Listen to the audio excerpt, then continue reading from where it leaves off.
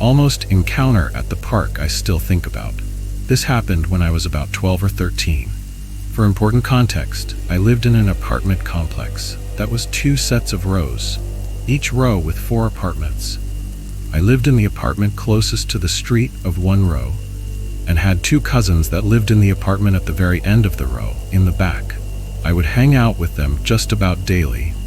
We were very into soccer at the time, and we would walk to a park about 4 or 5 streets away along with some of the neighborhood kids and play soccer there. Now I say neighborhood kids, but it was a big group of about 15 kids total, and the ages ranged from about 10 years old all the way to 17. One of my 2 cousins was the 17-year-old, which is why my parents allowed me to go without their supervision. So on this day, like usual, we made our way to the park. Some of us would walk, some would ride scooters or skateboards. I had my bike that day. We get to the park and we start playing. About halfway through our game, my parents drive by and they call to me from our car. They tell me that they're going to the store and to wait at the park for them. Okay. No big deal. I figure they must want to go somewhere else afterwards, and it's easier to pick me up from the park than for me to wait back at the house. Of course, this doesn't make sense because it's a 4-street distance, but at the time, to my 12-year-old mind, it was perfectly logical. We keep playing for about another hour. Then as we get closer to sunset, more and more kids start making their way back to their house. When my cousins wanted to leave, they asked me if I was ready, and I said that my parents told me to wait for them here. So they left, and I stayed behind. Eventually, it was just me. No big deal. I'm familiar with the neighborhood, and I have my bike and the energy of a 12-year-old. So I start riding my bike up and down the street, just killing time. At this point, it hasn't occurred to me that if my parents wanted me to wait for them at the park, they wouldn't want me to wait past sunset. Eventually, I get impatient and hungry, but not wanting to get grounded for disobeying my parents, I kept waiting. Except instead of waiting at the park, I crossed the street and was waiting there. After a few minutes, a car drove up and stopped next to me. Nothing scary yet. There's a stop sign there, so I don't really pay it much mind, except when it drove away, I realized the car looked weird. It was old and boxy, like an 80s car, but what stood out was that it looked spray-painted gray. It was definitely not real car paint, or done by a professional. I don't know if someone who stole a car would be dumb enough to draw that much attention to it, or if the look was intentional, but you could tell it was just spray-painted all over. Anyway, it drove away, and I kept waiting, annoyed now. Then the car comes back from the other side of the street. I noticed it because it was hard to ignore at that point, but my survival instincts are still not kicking in. Maybe they were lost, or just wanted to turn around without doing a U-turn, and since the park is a big square, going around it and coming back is easy enough to do. A few minutes go by, they drive up again, and again stop at the stop sign. This time I'm starting to get nervous, so I look at the car. 2 men are inside, very scruffy looking, unkempt beards, unkempt hair, dirty faces, stains on their shirts. They look at me, they both smile at the same time. They look at each other, smile even bigger in the creepiest smile I've ever seen someone do to this day, then drove away. Their smile creeped me out so much that I was now on high alert. In particular, I was watching the other side of the park, where they would come from if they went around again like they did the first time. Sure enough, they did. This also means that they were now on the same side of the street as me. So as soon as I saw the car, I jumped on my bike and rode as fast as I humanly could. I could hear one yelling something, but I honestly don't know what it was. I was too busy riding for my life. I could hear the car catching up, but I was too scared to even turn around. I somehow made it to my street and ran into the building. But I didn't want them seeing where I lived, since my apartment would have been the one visible from the street. So I went to the back, behind my cousin's apartment, and hid there. My reasoning was, if they followed me inside the building, they would see me knocking on their door and get me before anyone answered. Worth noting, if it wasn't obvious, this was before cell phones.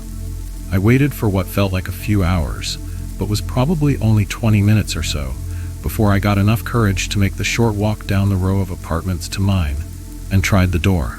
It was unlocked, so I went inside, and my parents were there, sitting on the couch watching TV. They asked me how our game was, completely nonchalantly, and I questioned them and asked them why they didn't pick me up. They both looked confused. They asked me why they would tell me to wait there instead of home when it's a 4-street difference and I had my bike. Once they said that, it did make more sense, but to this day, I swear that they told me to wait there for them. They explained that when they drove up, they told me they were going to leave the door unlocked for me in case I got home before they did. In my excitement of the game, I must have just completely misheard them.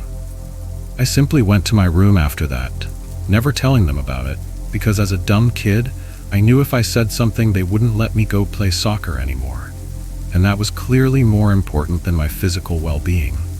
I never saw those guys or that car ever again. I look back on it now, and it doesn't matter how fast I was pedaling my bike, they were in a car.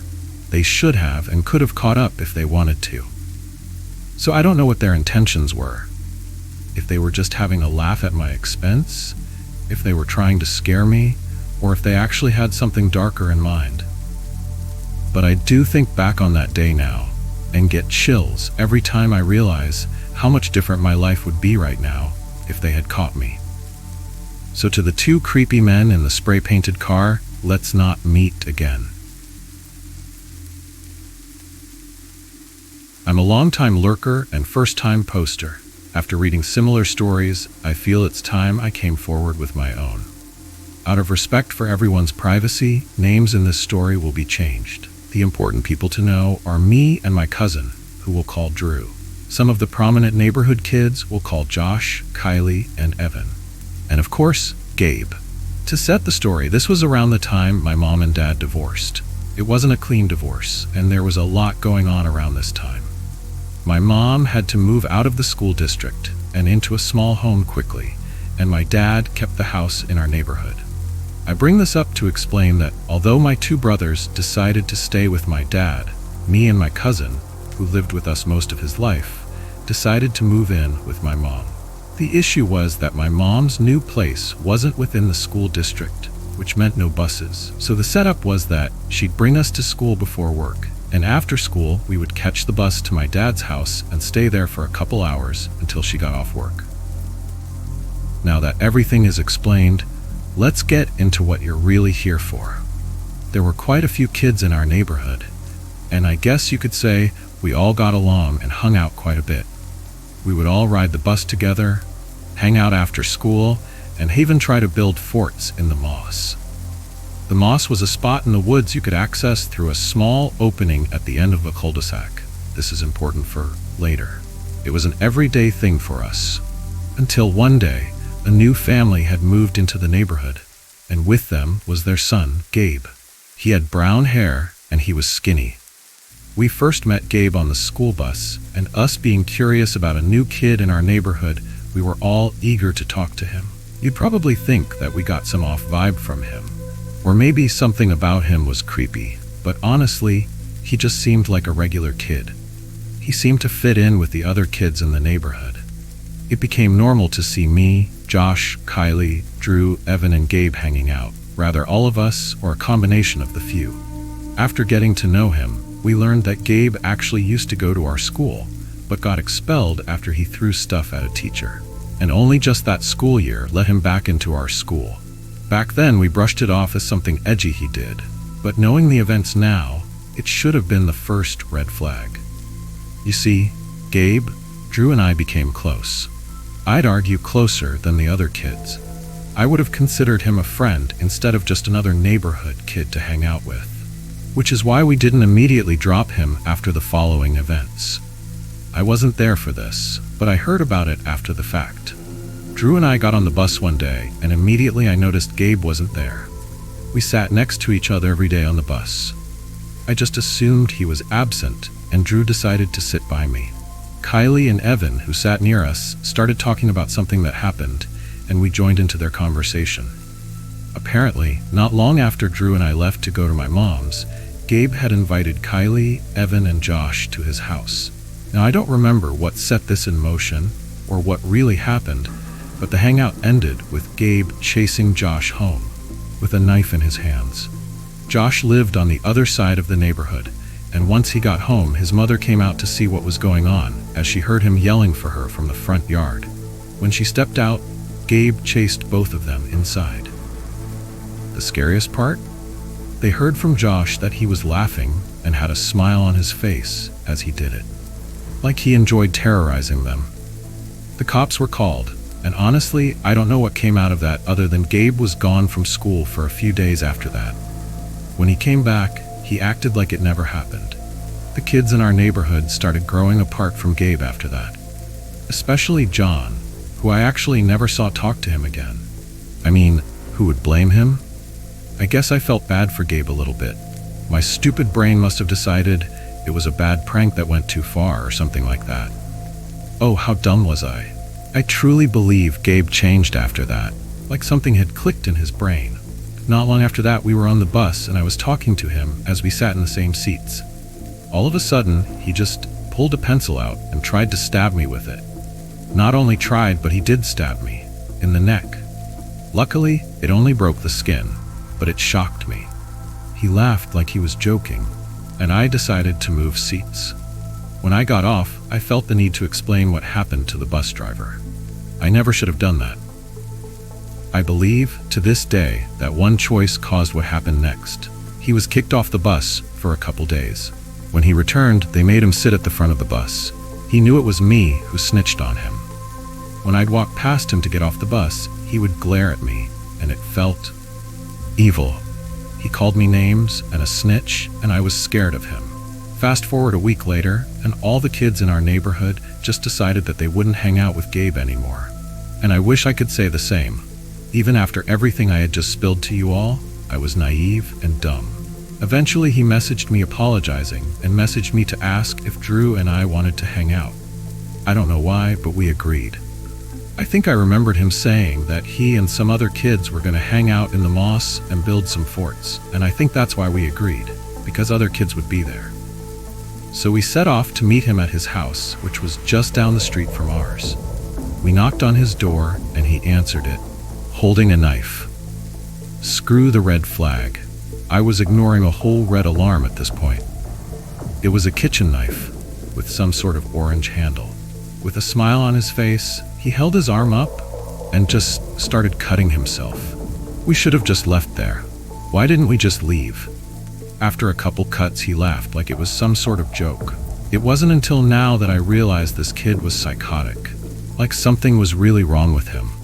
He had a couple tools with him and told us to follow him to the moss, and for some dumb reason, we did. I was holding out hope that he'd be normal when all the other kids would be there. We got to the small opening to the moss and walked in. To get to the small pond in the moss, you had to go down a slightly steep hill and through the brush, and you'd be there. I bet you could feel my surprise when I realized nobody else was there. I looked at Gabe, who just chuckled. They must be late. Let's just get started, he said to me. Both Drew and I were on edge, and I bet Gabe could feel it. Hey, OP, go find some sticks and logs to build the fort, he told me. He pointed over towards the pond. I obeyed and made my way over to the area. About 10 or 15 seconds after I started walking, I just got the feeling to turn around. And I'll never, ever stop thanking God for doing just that. Gabe was there, creeping up to my cousin, who was picking up a large rock. Gabe had a hoe-looking tool in his hand, raising it slowly. I shouted, "Hey," towards them. My cousin jolted up, and Gabe quickly lowered the hoe and looked at me in confusion. I ran up to them, telling them my mom messaged me and that it was time to go. This was a lie. My phone only worked on Wi-Fi at the time. I felt that Gabe knew that I saw him. So I grabbed my cousin, who didn't for a second question me, and we quickly started leaving. And at that moment, he chased us. We booked it through the woods for a solid half of a minute and got to the steep part, quickly climbing up it. I looked back and saw Gabe, with the face I could only describe as a psychopath's, chasing us still. I prayed that we wouldn't slip or fall, and thank God we didn't. Luckily, Gabe struggled a little bit, giving us time to bolt out of the entrance. We ran halfway up the street and turned around. Gabe wasn't there. In fact, we never saw him leave. We went home, and the next day we told some of the other kids what happened. The weirdest part is, though, we never saw Gabe again. Not on the bus or at school. Very shortly after his parents moved from that house, and my dad moved out of that neighborhood a year later, with my mom finding a newer house in our school district. This was years ago. I recently looked Gabe up to see whatever happened to him, but nothing came up. No Facebook page, no Instagram, nothing. It's like he just vanished. Like he never even existed in the first place. But I know he did. I don't live anywhere near there anymore, and thank God for that. Gabe, I don't know where you are or what happened to you, but let's agree to never fucking meet again.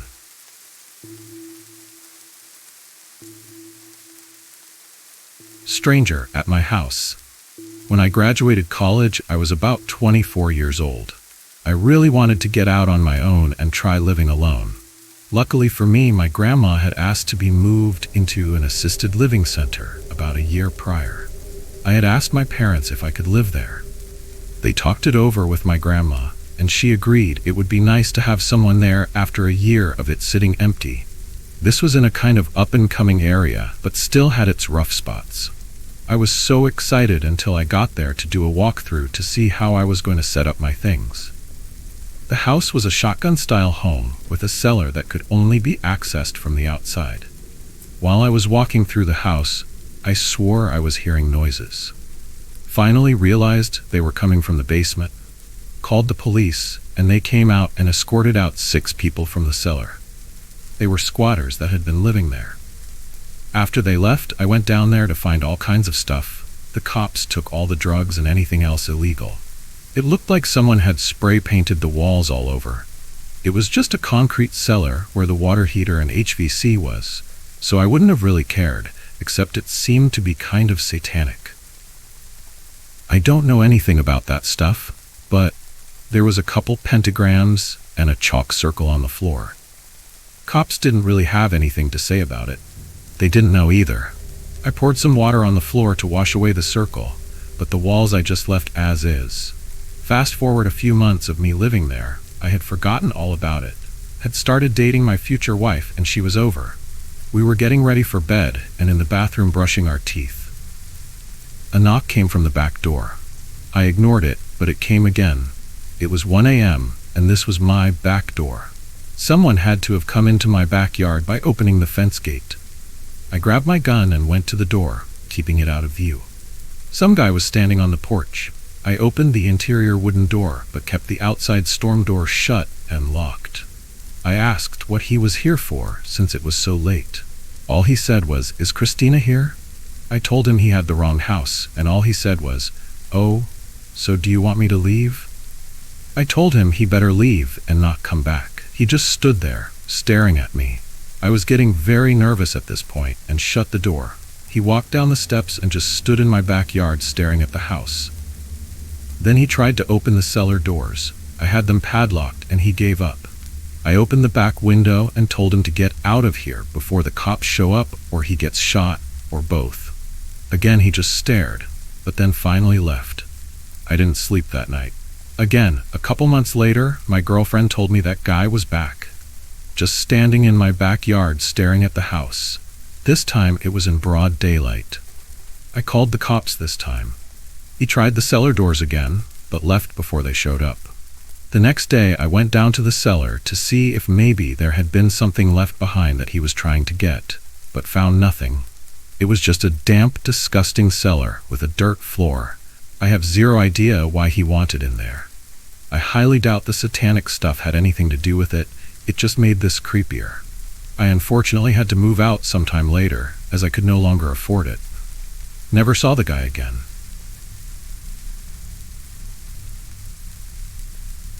To the man who followed me to the park.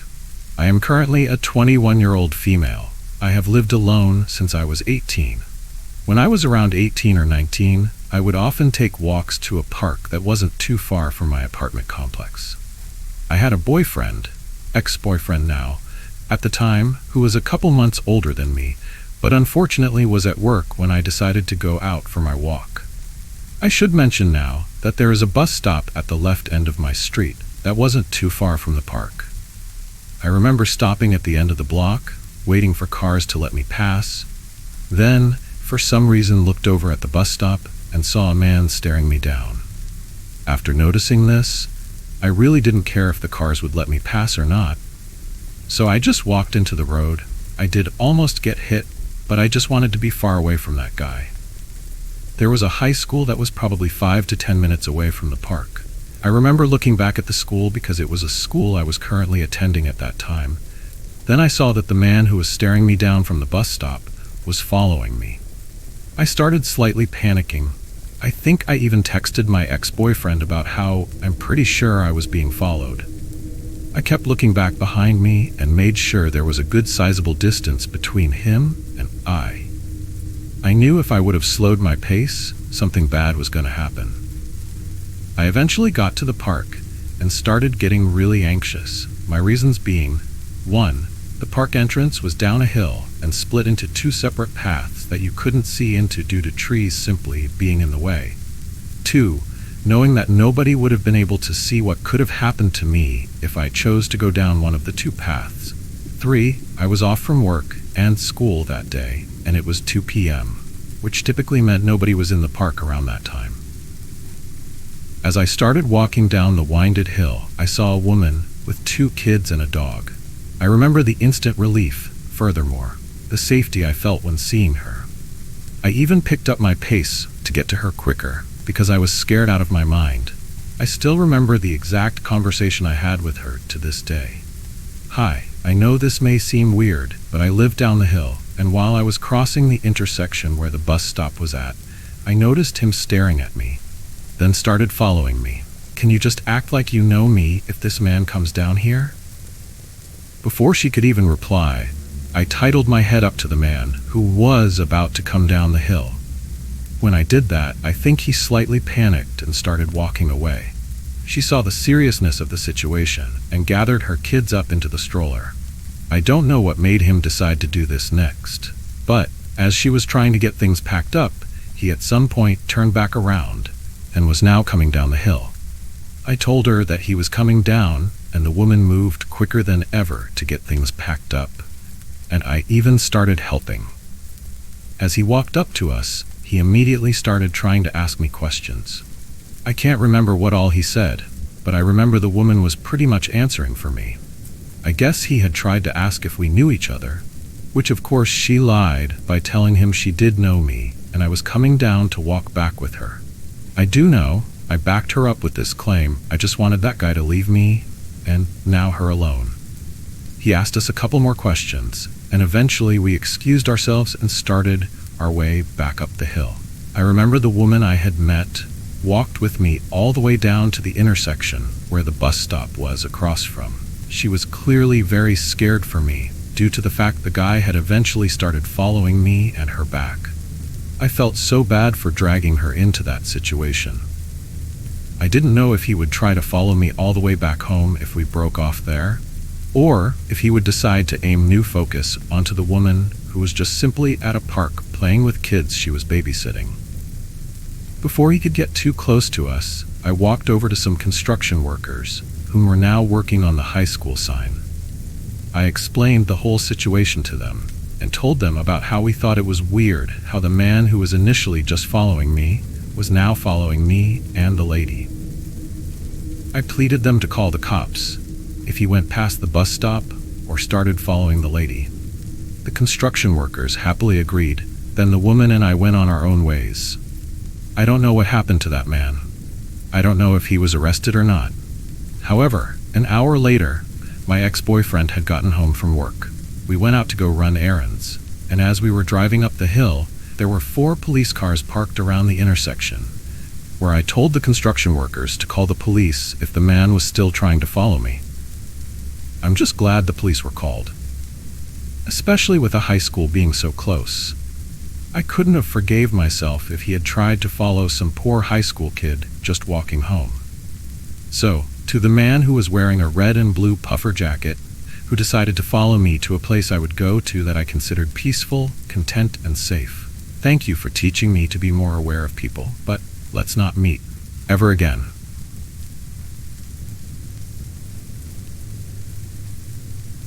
My nightmare day.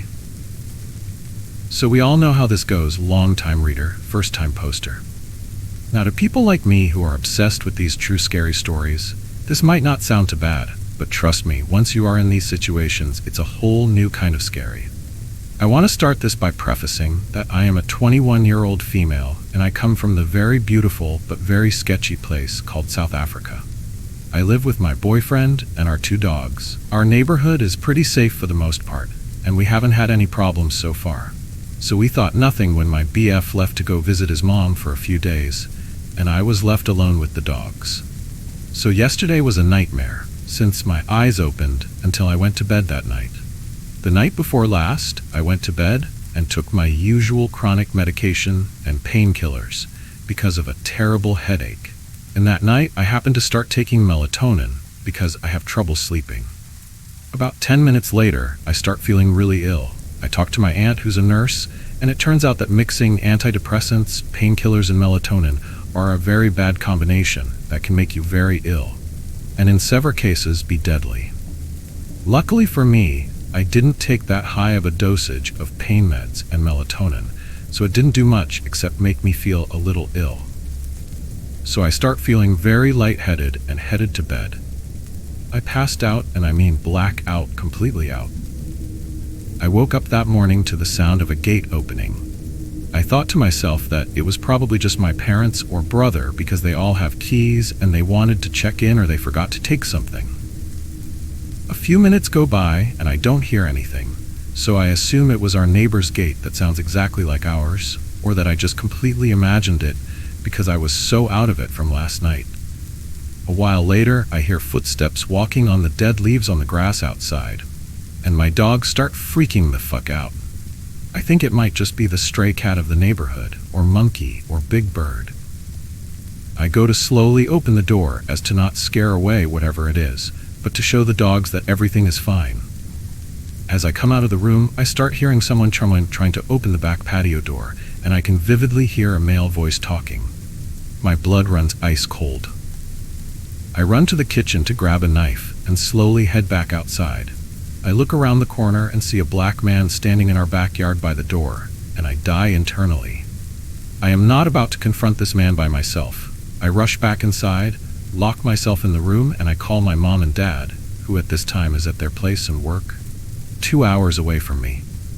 They freak out and phone my brother, who lives a few minutes away from us, but who was on his way to my parents'. He turns his car around and floors it back to our place. He get here and storms into the yard. Turns out it was a new gardener my mom got. He got the times wrong of when he was supposed to come work, so knew he was coming. Outgate was also malfunctioning and opened by itself. So when he got here and saw the open gate, he assumed it was left open for him to come in and work. And he was by the back door, trying to get my attention so I could give him the keys to open the shed for the tools and trash bags. If you think this is the end of the story, you would be quite mistaken. So that whole ordeal left me severely freaked out the rest of the day. I spend some time in my room and hang put with my dogs while the gardener is working outside. I realized by this point that it's my BF and I's anniversary, and sadly, I would be spending it alone. I send him a cute message and we talk for a bit. I decide that I want to treat myself with some sushi and a milkshake, so I use a food delivery company to order the food. For privacy reasons, I won't be saying which one it is. I had to order the milkshake and sushi from 2 different places, because the milkshake place doesn't do sushi and the sushi place doesn't do milkshakes. So I order the milkshake first, and a few minutes it get here, and I get it and go back inside. I then order the sushi and wait for it to get here.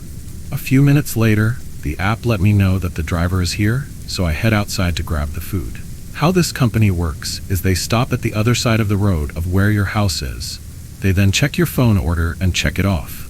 Jand you gore food and drive off. But this driver stops on the side of the road where our house is. He asks me to confirm my name and number.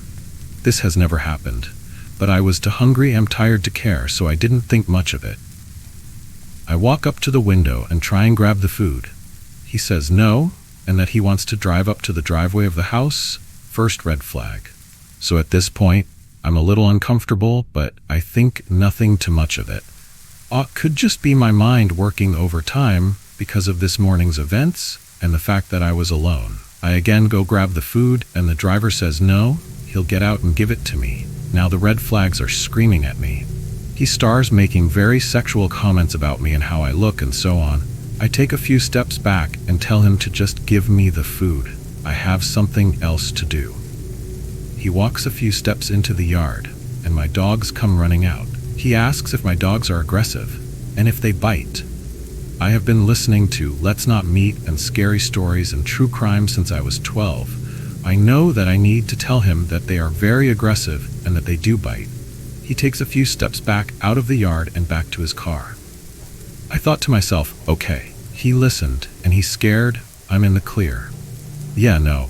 He then grabs a bottle from his seat and asks me if I can go fill it up with water for him. I take it and head inside the house. I know, stupid move on my end. Looking back now, it was probably the mistake that led up to everything that happened after. I head into the house and fill it up so I can give it to him and he can leave.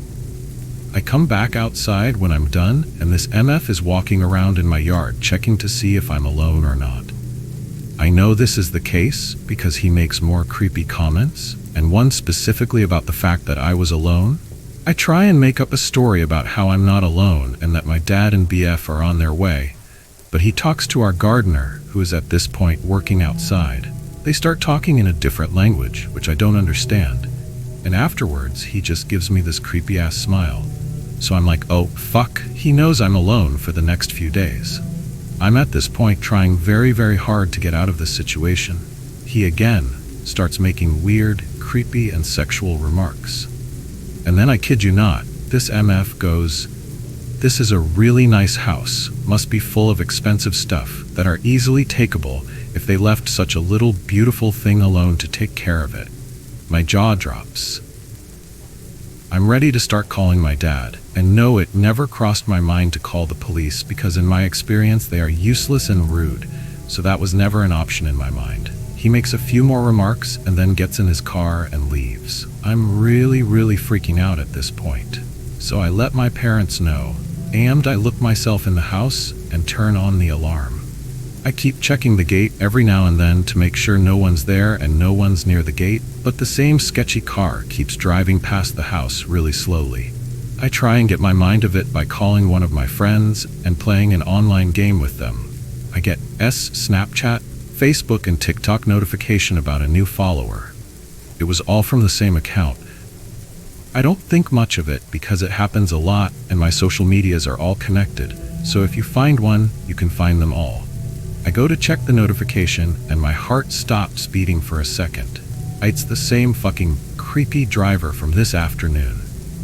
And yes, at this point, I did report him to the app and they just said they'll look into it. I'm very uncomfortable at this point, and I tell my parents about it. They are really freaked out and don't want me to be alone. So my BF comes home and my brother's GF says she'll also come spend a few days here. We call the security company and tell them everything. A guard gets here and takes my statement. He says creepy stuff and break-ins have been happening a lot lately, so they will keep a patrol car in the area for safety. And I need to keep the remote with the panic button with me at all times. So us three are chilling and I get them pizza for dinner. We get the pizza and get inside. The outside alarm starts screaming and we see flashlights outside. We run to grab weapons and hide inside. I press the panic button and 6 minutes later a patrol car gets here. They check the yard and they say the fence in the backyard has been tampered with and it looks like they tried cutting it, but that luckily there is nothing in or around the yard of what they can see.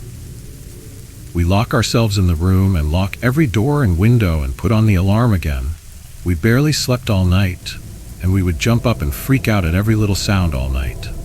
But nothing further happened. I have always read these types of stories and thought, they aren't too bad, and it doesn't happen a lot. And then it happened to me. And now I can tell you, it's the scariest shit ever, and being in that situation is a lot worse than just hearing about it or reading it. So to the very creepy delivery driver who made me feel very uncomfortable, stalked me, and then tried breaking into my house, Let's not meet again. Okay, so update for y'all. I just realized something and I'm severely freaked out. I think creepy delivery guy might be a full-on stalker. So I had made 3 orders that day. 1 from a grocery store and the other 2 from the previously mentioned delivery app. When I placed the orders that day, my location was malfunctioning and I didn't even notice it. So the first delivery guy calls and says he's at the gate. I go outside and he's not there. So I redirect him to my actual location. Same thing happens with the delivery guy who brought the milkshake. I thought it was really weird, but I still didn't connect the dots. But then creepy delivery guy shows up at my exact location. I obviously didn't see anything wrong yet and thought my location fixed itself. So I go through my emails to see if the report I made off the guy has been answered. When I see an email about yesterday's deliveries, I go in and my blood turns ice cold. The sushi delivery was marked with the wrong address, 3 neighborhoods away from my actual location. And this MF knew my real location and my name and number off by heart, but that's not information that is shared with them. So is that weird, or am I being paranoid? I think my ex tried to kill me. This is gonna be long, I'm sorry. So where to start? I met them when I was 15, he was 17. Looking back then, signs were all there. It started with small things, us just roughhousing, like buddies, we are both guys, but it would escalate to them, taking me back behind the shed, where my friends couldn't see and holding me against the wall, fake hitting me, like pretending to hurt me while laughing the whole time. But he did actually hurt me. I would have bruises for weeks. One time he literally shoved my face in stinging nettles, but my naive 15-year-old self thought it was all in good fun. If only I knew then what I know now.